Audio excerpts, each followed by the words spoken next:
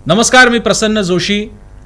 साम आणि सकाळ माध्यम समूहाच्या ग्लोबल महाराष्ट्र या आमच्या खास कार्यक्रमात, ज्यामध्ये आम्ही जगभरातल्या मराठी नामवंत कर्तृत्ववान अशा व्यक्तींचा परिचय करून देतो, त्यांच्या अंतरंगात डोकावण्याचा प्रयत्न करतो, असा हा आमचा उपक्रम, ज्याच्यासाठी आम्हाला साथ लाभलेली आहे गर्जे मराठी या आंतरराष्ट्रीय मंचाची, व्यासपीठाची, आणि त्यांच्या सहयोगानं हा कार्यक्रम आपण तुमच्यापर्यंत घेऊन येत असतो सकाळ माध्यम समूह आणि साम टीव्हीवर. आणि याच आमच्या सत्रामध्ये एक खास पाहुणे, वस्तुतः आतापर्यंतचे सगळे पाहुणे खासच आहेत, पण दरवेळी म्हणायची एक पद्धत असते खास पाहुणे, तसे आणखी एक खास पाहुणे आज आमच्यासोबत आहेत. आपल्यासोबत आहेत प्रोफेसर गणपती यादव.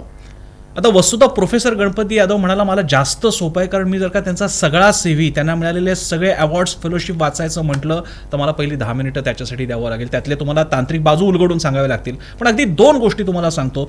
स्टॅनफोर्डने गेल्या 2 वर्षात एक सर्वे केला होता नामवंत शास्त्रज्ञांचा. फक्त जगभरातल्या 2% लोकांचा समावेश त्या यादीत आहेत, त्यामध्ये गणपती यादव आहेत. याशिवाय अमेरिकेच्या नॅशनल अकॅडमी ऑफ इंजिनिअरिंगने ज्यांना फेलोशिप दिलेली आहे, ज्या फेलोशिपमध्ये रतन टाटा, मुकेश अंबानी यांची नावं आहेत, त्या फेलोशिपमधल्या या बॅचमध्ये आहेत प्रोफेसर गणपती यादव. आणि त्यांचे बॅचमेट कोण आहेत? आपल्या भाषेत आपण म्हणू ना बॅचमेट. त्यांचे बॅचमेट आहेत एलॉन मस्क. टेस्लाचे एलॉन मस्क त्यांचे बॅचमेट आहेत, किंवा त्यांना त्या या आत्ताच्या फळीमध्ये त्यांना ही फेलोशिप मिळालेली आहे. असे गणपती यादव हे आपल्या महाराष्ट्रातल्या कोल्हापूरच्या मातीतले आहेत, अर्जुनवाड्याचे आहेत, आणि आज ते आपल्या या ग्लोबल महाराष्ट्र कार्यक्रमात सहभागी होत आहेत. डॉक्टर यादव, तुमचं स्वागत आहे साम टीव्हीच्या आणि सकाळ माध्यम समूहाच्या डिजिटल मंचावरती ग्लोबल महाराष्ट्रावर. नमस्कार प्रसन्न. मला आपण हे व्यासपीठ देऊन माझ्या संस्थेचा तुम्ही सत्कार करत आहात, माझ्या देशाचा करत आहात. कारण जी फेलोशिप आपण बोललात, US national academy of engineering, ती फक्त 18च लोक आत्ता इथे हयात आहेत. एकंदरीत 23 लोकांना मिळाली होती, त्याच्यातले 5 हयात नाहीत.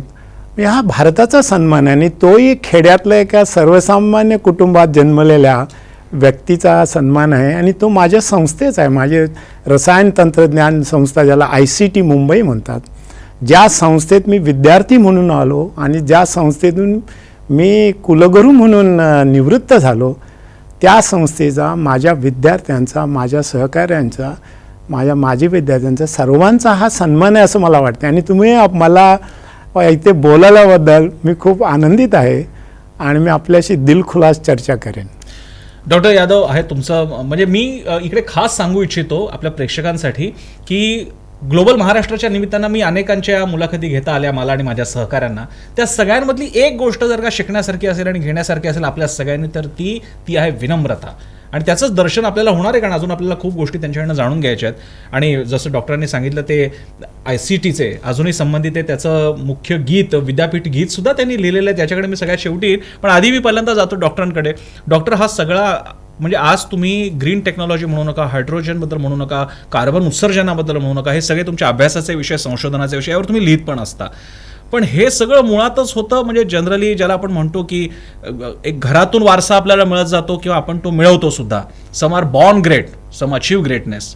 तुमचा प्रवास कोणता राहिला यातला? खूप सुंदर प्रश्न विचारलात आपण. मी खेड्यात जन्मलेल्या व्यक्तीचं काय असतं माहिती आहे ना, 4 बुकं शिकून माझी आई मला म्हणायची, आता खूप झालं तुझं शिक्षण, मास्तर हो कुठेतरी. आता शेवटी मी मास्तर प्रोफेसरच झालो. परंतु काय असतं माहिती आहे ना, आपले जे ज्याला ध्येय असतं किंवा आपल्याला जे कोणी शिकवतं ते माझे गुरु होते. माझ्या प्राथमिक शिक्षणामध्ये माझे रमाकांत माधव कुलकर्णी म्हणून गुरुजी होते. नंतर माध्यमिक शाळेत कोल्हापूरच्या प्रायव्हेट हायस्कूलचे दिगंबर गणेश गंगातीरकर. आणि माझ्या व्यावसायिक जीवनात केमिकल इंजिनिअरिंगमध्ये किंवा ICT माझे जे गुरु प्रोफेसर मनमोहन शर्मा, या तिघांकडून मी इतक्या गोष्टी शिकलो की मला वाटलं की आपण जे करतो हे काहीच नाही, आपण समाजाचं देणं लागतो. मी खेड्यात जन्मलेलं असल्यामुळे मला मातीशी नाळ होतीच, परंतु सर्वसामान्य माणसाला सुखी करायचं असेल तर जे जिवंत प्रश्न आहेत ते प्रश्न आपण सोडवले पाहिजेत. शास्त्रज्ञाने काय बोललं, शास्त्रज्ञ हा कुठल्या जाती धर्माचा पंथाचा नसतो, तो माणुसकीचा असतो. मी ज्यावेळेला हे गीत लिहिलं ICTचं, तुम्ही बोलला त्यावेळेला मी त्याच्यात ते शब्द व्यक्त केलेले आहेत की मी समाजाची सेवा करेन. विज्ञानाच्या 10 दिशा नकोत सीमा विज्ञानाय, हे मी त्याच्यात एक घातलेलं आहे ओळ. याचं कारण असं आहे की ज्यावेळेला मी ग्रीन हायड्रोजन किंवा हरित हायड्रोजन किंवा कार्बन उत्सर्जनावरती काय केलं या विषयावरती मी संशोधन खूप वर्षापासून करत आहे.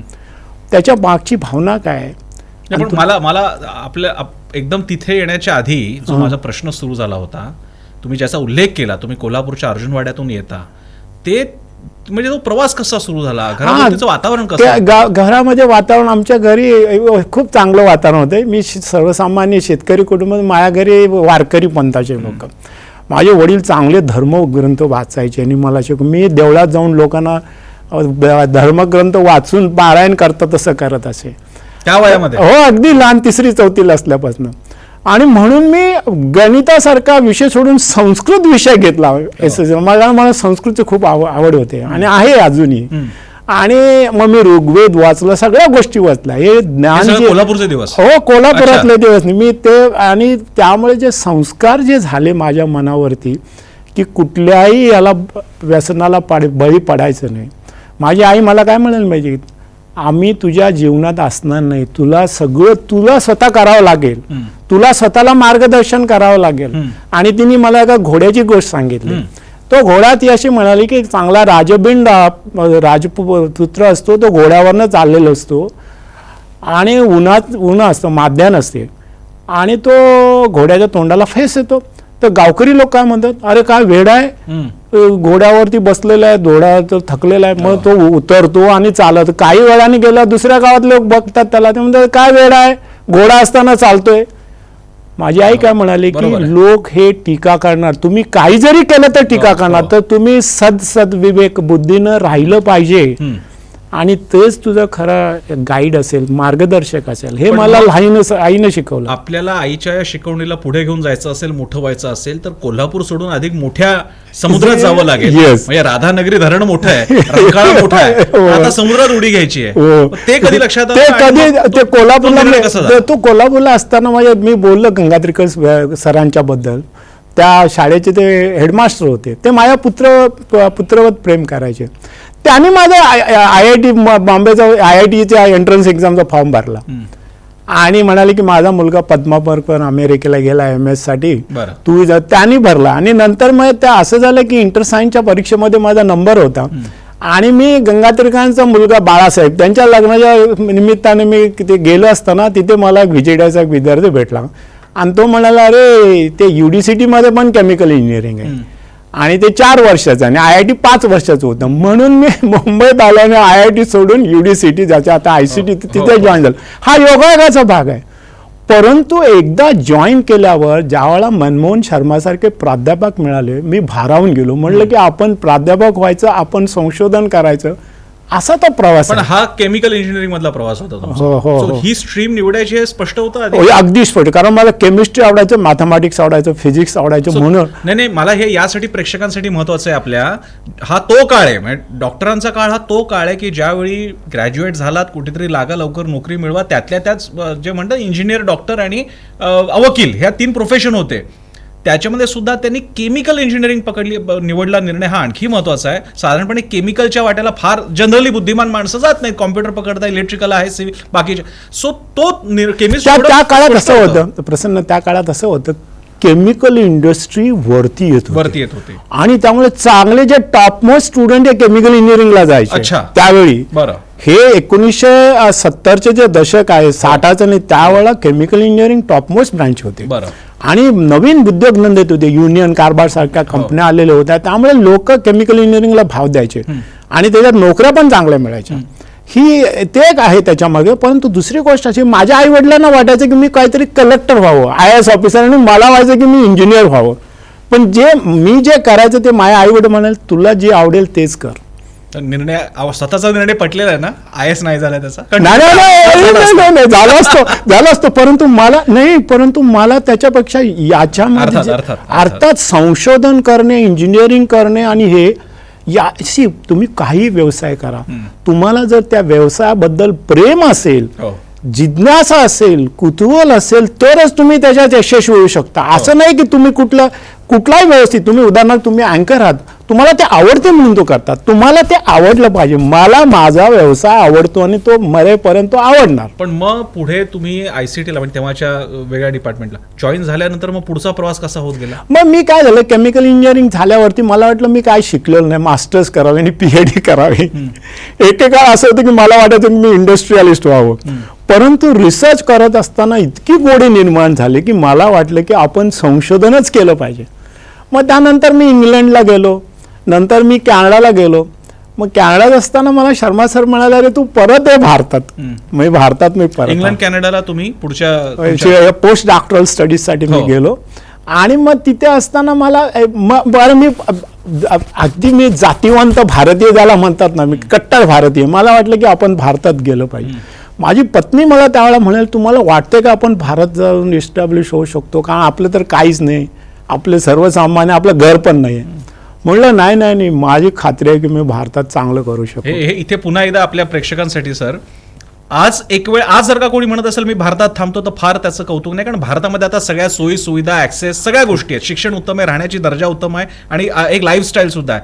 तुम्ही जो 70चा काळ सांगताय हा तो काळ होता की जेव्हा ब्रेन ड्रेन होत होता, जेव्हा लोकांच्या समोर नजर होती त्यांची, तेव्हाचा रशिया किंवा अमेरिकेकडे नजर होती, त्यावेळी तुम्ही हा निर्णय घेतला. हो, मी हा निर्णय 1986 साली परत आलो.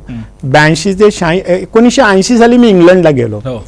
त्याच्यात मी लेवर फेलो म्हणून. त्यानंतर मग परत आलो थोडे दिवस आणि परत मी 82 ते 86 वॉटरलू युनिव्हर्सिटीमध्ये होते कॅनडाच्या. बरं. आणि मी भारतीय इंडो कॅनेडियन संस्थेचा मी उपाध्यक्ष होतो. आणि आम्ही खूप मोठे प्रयत्न करतो. भारतात येण्यापूर्वीच्या या 2 देशात तुम्ही गेला तेव्हा तिथलं तुमच्या संशोधनाचं स्वरूप काय होतं? माझं तिथे बरोबर, मी तिथे ज्यावेळेला संशोधन केलं ना, मी त्यावेळेला ते ऑइल रिकव्हरी म्हणजे पेट्रोलियम रिकव्हरीवरती संशोधन केलं. बरं. आणि तो काळ चांगला होता. ONGC सारख्या कंपन्या वगैरे खूप होत्या भारतात. मला शर्मा सर म्हणाले, अरे तू भारतात काय येत नाही, तुला खूप स्कोप आहे ते. म्हणून मी परत आलो. म्हणजे शर्मा सरांनी मला खरोखर गाईड केलं. ते म्हणाले तू ये. मी मगाशी बोललो, माझी पत्नी वासंती म्हणाले आपलं काय भारतात आहे, परंतु मी म्हटलं माझाच भारताचाच आहे सगळं. आणि आज तीच म्हणते की आपण भारतात आलो, हा केवढा चांगला निर्णय घेतला. आपल्याला हे चांगले दिवस मिळाले, आपण या देशाची सेवा करू शकलो. याचं कारण आपण भारतात परत आलो म्हणून.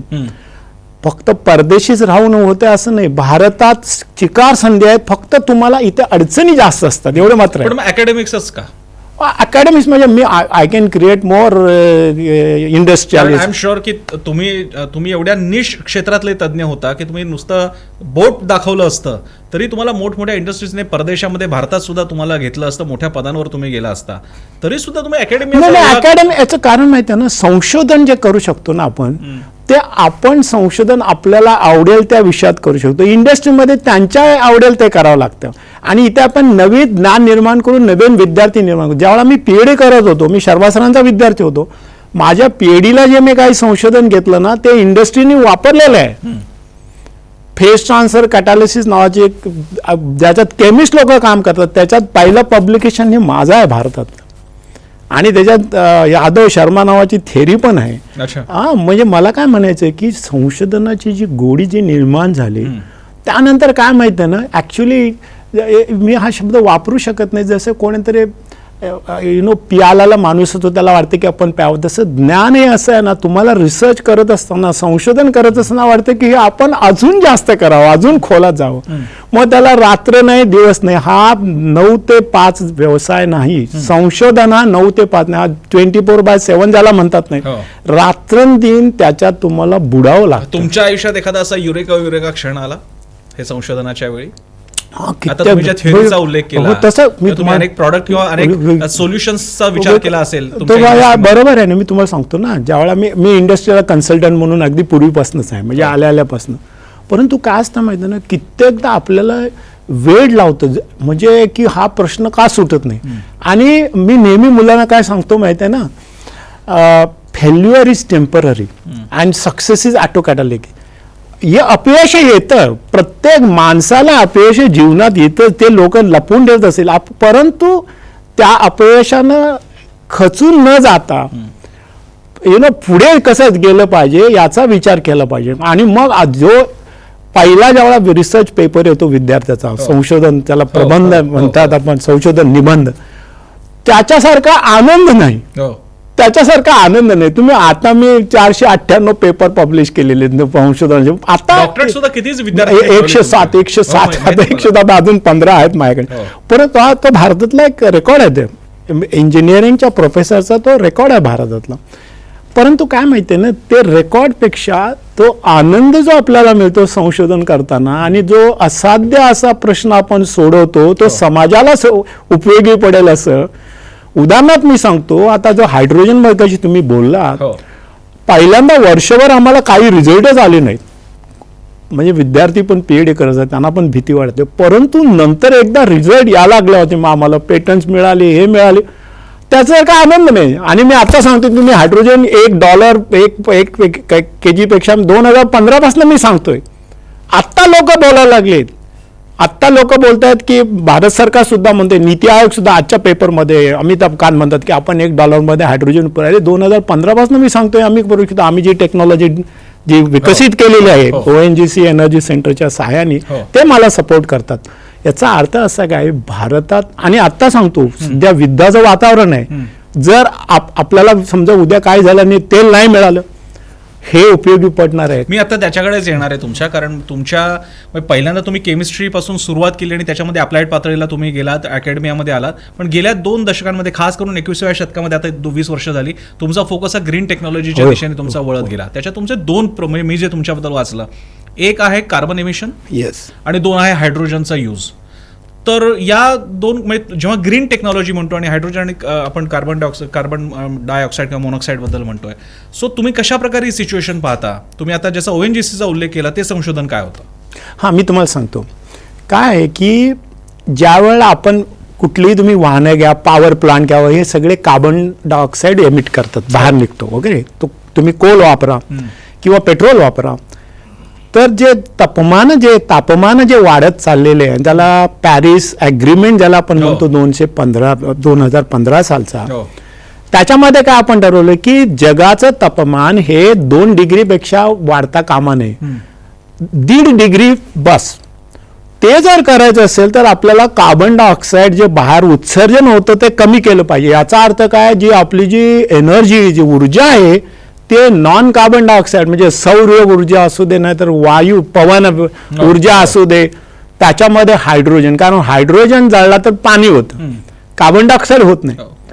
तर हे संशोधन करताना दुसरी गोष्ट काय सांगतो की ज्यावेळेला आपला कोळसा संपेल किंवा आपलं पेट्रोलियम संपेल, ज्याला कच्चं तेल नाही आहे, आणि आपला कोळसा फारसा 200 वर्ष आपण तो तिकडे, कारण तिकडे कमी ॲश वगैरे असते, तर कोळसा पण नाहीच पूर्ण 200 वर्ष जास्तीत जास्त.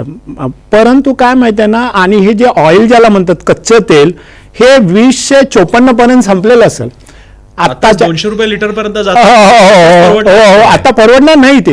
म्हणजे सोलर विंड वगैरेचे जे प्रयोग झाले, जे तुम्हाला जास्त माहिती आहे, त्याच्यामध्ये एक तर ते कॉस्ट अतिशय इंटेन्स आहेत, कॉस्ट इंटेन्स आहेत. पवन ऊर्जा असेल ना, तर ते सूर्य ऊर्जा असेल, ते काही एकरांमध्ये त्या प्लेट्स लावल्यानंतर काही प्रमाणात येते. So that's why hydrogen. तर मी हायड्रोजन बद्दल सांगतो. ते तर म्हणजे 3 ज्याला मी त्रिमूर्ती जगातले काय म्हणतो, आपण ब्रह्मा विष्णू महेश म्हणतो. मी म्हणतोय की सौर ऊर्जा, पवन ऊर्जा आणि हायड्रोजन ही माझी त्रिमूर्ती.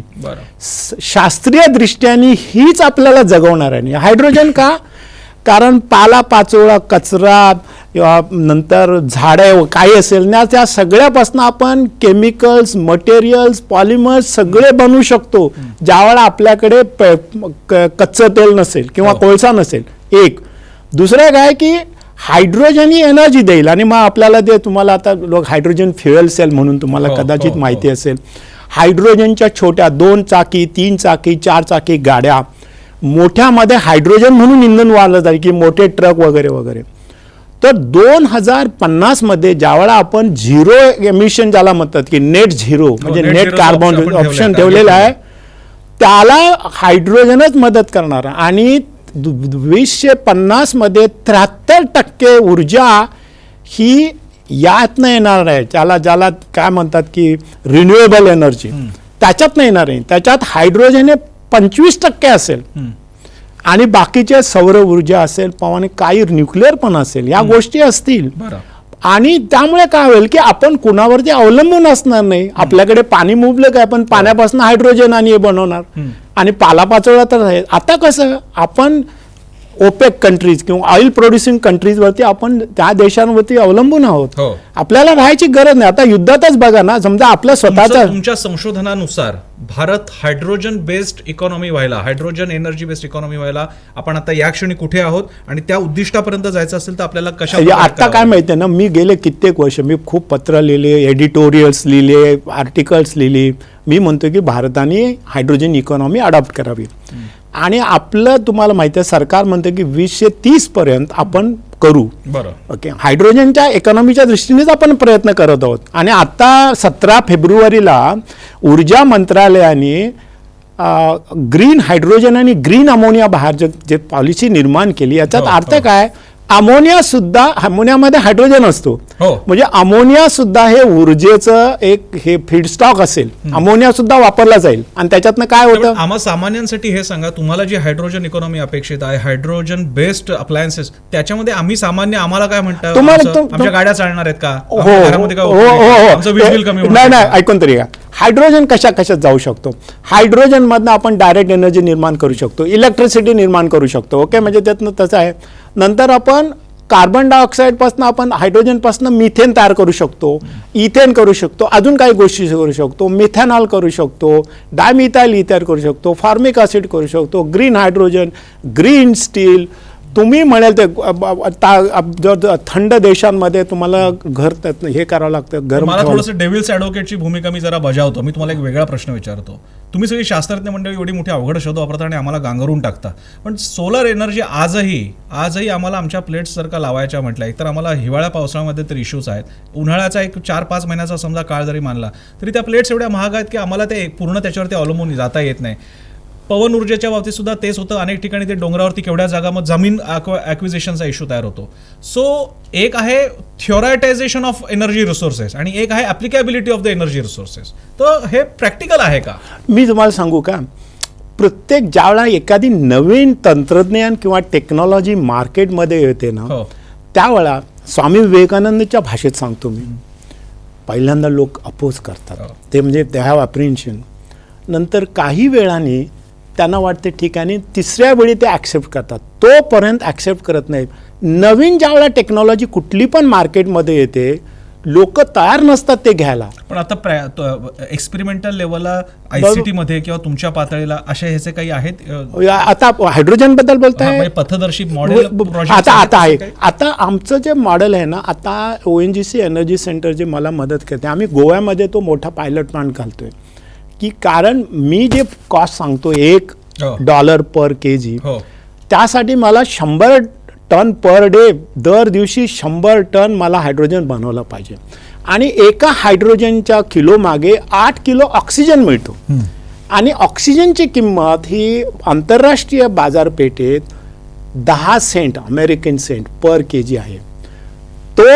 तो म्हणजे तुम्ही ज्यावेळा 1 किलो हायड्रोजन बनवणार त्यावेळा तुम्हाला हे 80 सेंटचं तुम्हाला क्रेडिट मिळणार ऑक्सिजनचं. आणि ऑक्सिजन सगळीकडे लागतो. आता तुम्हाला माहिती आहे करोनाच्या काळात काय झालं, इंडस्ट्री आणि ऑक्सिजन सुद्धा बायोमास पासनं केमिकल करण्यासाठी मदत होणार आहे.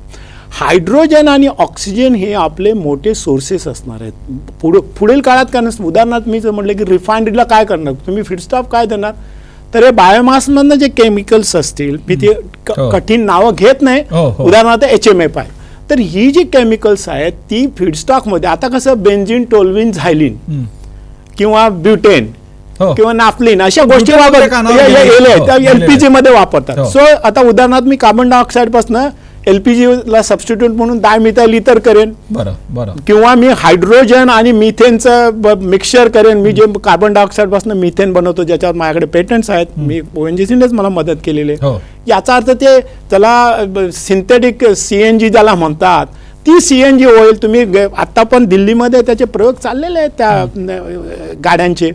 सो माझ्या मते काय माहिती आहे ना, कुठलीही टेक्नॉलॉजी ज्यावेळेला विकसित होते त्यावेळेला पहिल्यांदा लोकांचा विरोध असतो. कारण ते उदाहरणार्थ मोबाईल फोन घ्या ना, किती महागडा होता आणि आता काय आहे. तुम्हाला असं म्हणायचं की इलेक्ट्रिक व्हेकल पेक्षा सुद्धा उलट हा जास्त कॉस्ट इफेक्टिव्ह असेल, कारण इलेक्ट्रिक व्हेकलला सुद्धा पुन्हा चार्जिंग वगैरे इश्यूज आहे. बरोबर आहे. ज्याला छोटे डिस्टन्स आहे शहरामध्ये चार्जिंग तुम्ही करू शकता, पण दूरचा असेल त्याला हायड्रोजन फ्युएल म्हणून वापरलं जाईल. इंटरनल कंबशन इंजिनमध्ये सुद्धा वापरता येईल. थोडक्यात काय मला म्हणायचं आहे की आत्ता असं कुठं चांगले दिवस यायला लागलेत आणि हे तंत्रज्ञानामुळे यायला लागलेत, नवीन टेक्नॉलॉजीमुळे यायला लागलेत आणि आपण नेहमी आशा बाळगली पाहिजे. एक पूर्ण इंडस्ट्री सेक्टर याच्यामुळे संशोधनासाठी, उद्योगपतींसाठी सगळ्यात. अरे उद्योगपती तर एवढे खुश आहेत आता, ज्यावेळेला ग्रीन हायड्रोजन आणि ग्रीन अमोनियाची पॉलिसी ज्या दिवशी डिक्लेअर केली, तुम्ही बघा मार्केटमध्ये केवढं त्याचं स्वागत केलं. अर्थात काही लोक असे असतात, मग तुम्हाला नकारात्मक घंटा वाजणारे लोक आहेत, काही पत्रकार का म्हणाला हे धोका आहे. पेट्रोलपेक्षा हायड्रोजन कमी धोकेदायक आहे. तुम्हाला आश्चर्य वाटेल, हायड्रोजन हे हवेपेक्षा 14 पटीनं हलकं आहे, ते चटकन वरती निघून जातं. पेट्रोल हा कितीतरी जड आहे त्याच्यापेक्षा. तर हे लोकांना म्हणजे हायड्रोजन धोकादायक नाही आहे, फक्त नाव असं आहे की अरे हायड्रोजन आहे म्हणजे फ्लॅम, त्यांना हायड्रोजन बॉम्बची नाही, तो हायड्रोजन बॉम्ब ड्युटेरियम ट्रिटिरियम त्या गोष्टी निराळ्या आहेत. हायड्रोजन फक्त काय माहिती आहे ना, आपण 2030 पर्यंत जसे माननीय नितीन गडकरी बोलले की आपण ई मोबिलिटी म्हणजे हेच आहे ना. ई मोबिलिटीमध्ये हायड्रोजन फ्युएल सेल हा प्रकार त्यातलाच आहे. पण इलेक्ट्रिसिटी बनवणार तुम्ही. हे सगळं होत असताना डॉक्टर यादव हे फक्त अकॅडमिक्स मध्ये नाही आहेत, तर अनेक इंडस्ट्रियलिस्ट सुद्धा त्यांचा सल्ला घेत असतात. अंबानींबरोबर त्यांचे थेट म्हणजे आपल्याला शक्य नाही, पण अंबानींसोबत ज्याला म्हणतात ना सकाळी चहाला जाणं वगैरे, तर या त्यांचे संबंध आहेत. माझे विद्यार्थी. पण मला सांगा, मग इंडस्ट्री कशा प्रकारे तुमच्या अनुभवाचा वापर करून घेते? मी तुम्हाला सांगा, मी इंडस्ट्रीयलला मी आता कन्सल्टंट म्हणून तर काम करतोच. मी 5 कंपन्यांमध्ये बोर्डांवरती आहे त्याच्या इंडिपेंडंट डायरेक्टर. जसं गोदरेज इंडस्ट्रीज आहे, आरती इंडस्ट्रीज आहे, भगेरिया इंडस्ट्रीज आहे, मेघमनी इंडस्ट्री आहे, clean science and technology industry. Independent director म्हणजे इंडस्ट्रीला मी सल्ला तर देतोच, विद्यार्थ्यांना देतोच. परंतु मी असा एक अकॅडमिक, ज्याला शिक्षण क्षेत्रातला मनुष्य आहे की ज्याचे नाळ उद्योगधंद्याशी पण आहे, कारण सरकारच्या अनेक कमिटीचा मी चेअरमन आहे भारत सरकारच्या, आणि तसंच शिक्षणाची संबंधित आहे. त्यामुळे मी जरा निराळं व्यक्तिमत्व आहे. मी शाळेत असताना पण मला वाटायचं की मी निराळा. मला आणखी एक आठवलं, आपल्याकडच्या अनेकदा इन्स्टिट्यूशन्स किंवा विद्यापीठ अशी म्हटली जातात की त्यांचा आणि प्रत्यक्ष जगाचा काही संबंध नसतो. कृषी विद्यापीठं नुसती त्यांच्या स्वतःच्या मखरामध्ये असतात, बांधावर काय चाललंय त्याची त्यांना कल्पना नसते. बाकीची विद्यापीठं शहरामध्ये असतात, त्यांना इंडस्ट्रीबद्दल काही माहीत नसतं, इंडस्ट्री आणखी पुढे गेलेली असते.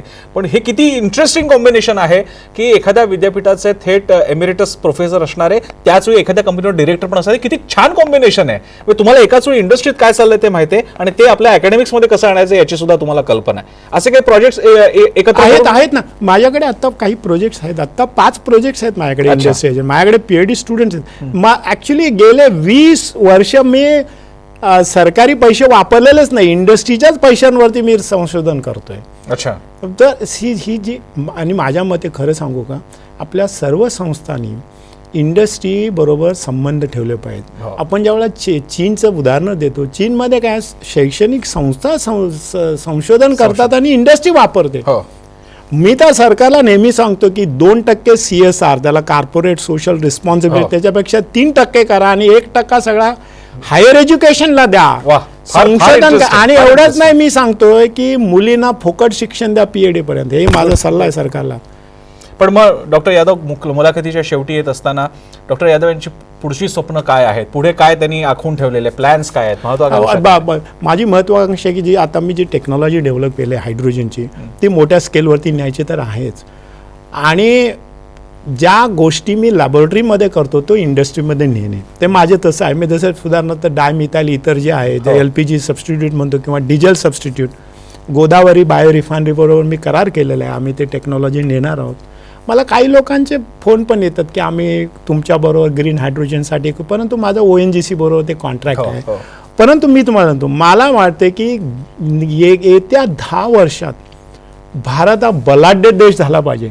5 ट्रिलियन काय घेऊन बसलात, 20 ते 25 ट्रिलियन झाला पाहिजे भारत, आणि ते शक्य आहे हायड्रोजन इकॉनॉमीवर. नुसतं हायड्रोजनच नाही, आपल्या लोकांनी आपल्यावरती विश्वास ठेवला पाहिजे, आपल्या टेक्नॉलॉजीवरती विश्वास ठेवला पाहिजे. परदेशी लोक आपल्याला टेक्नॉलॉजी देणार नाहीत. आणि मग यालाच धरून मी, जेव्हा हा अचूक मुद्दा आहे की जग तुमच्या मदतीला येत नाही, तेव्हा आदर्श कुठे बघावं, तर तुमच्या विद्यापीठाच्या गीताकडे. तर तुमच्या गीताचाच रेफरन्स घेऊन तुम्ही आपला हा कार्यक्रम बघणाऱ्या तरुणांना, प्रेक्षकांना काय संदेश द्याल, सल्ला? हो व्हेरी पण त्या गीतेचा संदर्भ घ्या, गीताचा त्या संदर्भ घ्या. गीतात मी काय म्हटलेलं आहे की एक तिच्यात आहे बघा, उद्घोष तुझा जल्लोष तुझा, उद्घोष तुझा, जल्लोष तुझा, हो. आणि त्याच्यात मी असं की संहार नको, संघर्ष नको, आताच्या दृष्टीनं ते किती महत्वाचं फार आहे. महत्वाचं आहे. बरं आहे? आणि मी असंही सांगतो की जैव रसायन मिलन असं एक मी घातलं, म्हणजे बायोलॉजिकल सायन्सेस आणि केमिकल सायन्सेस एकत्र येऊन बरं. सगळे प्रश्न आपण सोडवू शकू. वाटल्यास त्या गीतातले तुम्ही गोळी एक दोन गोळी वाजवून नाही, मी दाखवा. जरूर दाखवणार आहोत कारण त्यामध्ये. कारण हो. काय माहितीये ना, त्या गीतामध्ये खूप मोठा भाव आहे. नक्की. आणि हे गीत मी 27 फेब्रुवारी मराठी भाषा दिन होता 2012 दिवशी मुंबई ते दिल्लीच्या फ्लाईटमध्ये बसून लिहिलेलं क्या आहे. बात आहे. आणि ते लोकांना सांगितलं नव्हतं मी लिहिले पण म्हणून. मग कवितेच्या पलीकडे आणखी सुद्धा डॉक्टर यादव काही लिहितात म्हणजे हो, मी लेखन लिहितात, मी- कथा? मी- मी मी लिहितो. मी कविता तर करतोच. मी शीघ्र कवी आहे आणि मी लेख तर लिहितो. आजकाल मी मराठी न्यूजपेपर मध्ये लिहितो. हो, मी हो, पण ते मी- सगळं शास्त्रीय आहे. त्याच्या नाही, नाही, पलीकडे नाही, काही- त्याच्या पलीकडे मला I have great sense of humour. मला ग्रेट सेन्स ऑफ ह्युमर. मी पूर्वी ही कॉलम लिहायचो आणि त्याच्यात एक गोष्ट मी असं गमती बरं, लिहायचो बरं. त्याच्यामध्ये. हो, मला आवड आहे. मला मी फिलॉसॉफर आहे. मला मी धर्मग्रंथांचा अभ्यास केलेला आहे. पण ही मला आवड म्हणून मला मानसिक समाधान मिळतं.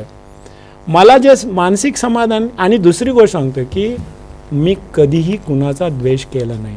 आणि मी लोकांना सांगतो आयुष्यात यशस्वी होण्यासाठी 3 गोष्टींचा भाग आहे. त्याला मी 3P म्हणतो. Patience, perseverance and pardon. म्हणजे तुम्हाला अतिशय संयमी असावं लागतं, संयमी शांत असा असावं लागतं. सहनशक्ती पाहिजे आणि तुम्ही चिकाटी धरली पाहिजे. परसिव्हरन्स आणि पार्डन. लोकांना क्षमाशीलता. तुम्ही जितके लोकांना क्षमाशीलता दाखवाल तेवढे तुम्ही मोठे व्हाल.